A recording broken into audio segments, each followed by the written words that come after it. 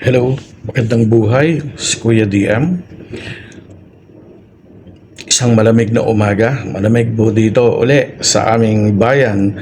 Paggising mo sa umaga, paglabas mo ng bahay, nanunuot sa kalamnan ang lamig. Kaya po ako'y balot na balot na naman.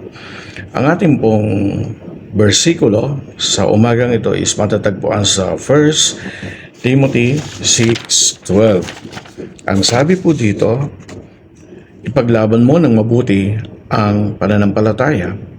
Panghawakan mo ang buhay na walang hanggan dahil diyan ka tinawag ng Diyos nang ipahayag mo sa harap ng maraming saksi ang iyong pananalig kay Kristo.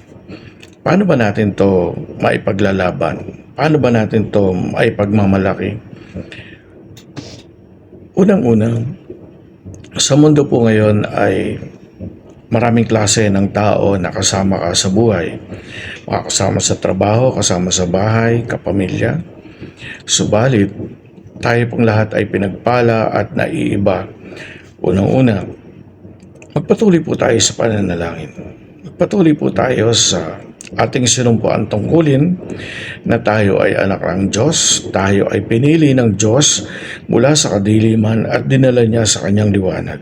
Ngayon tayo po ngayon ay nasa liwanag at ang mga taong nasa dilim, tayo po ang gagamitin ng Diyos upang sila'y mahila papunta sa liwanag.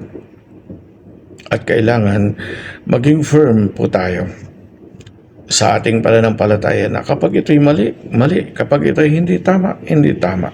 Huwag po natin gawing dahilan ang pananampalataya na mali. Kapag mali ay mali, kapag tama ay tama. At ipaglaban po natin ng mabuti. Ang sabi ni Timothy, unang-una sa mga kasama, maraming magbubuyo sa atin, magyayaya sa atin, or tayo ay, sabi ng Ephesians 5:1, be an imitators of God. Tayo po yung halimbawa ni God, ni Christ dito sa lupa. So dapat tayo yung gagayahin, hindi tayo yung gagaya.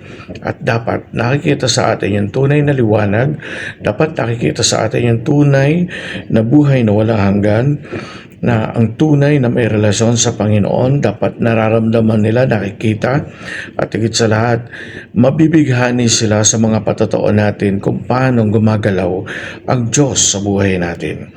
So, magpatuloy po tayo sa pagpapakumbaba, magpatuloy po tayo sa pananalangin, at higit sa lahat, ang mga lumalabas sa bibig natin ay puro pag-ibig at kababaang loob, at lumakad po tayo sa kabanalan at katwiran ng Panginoon. Maraming salamat po, and God bless.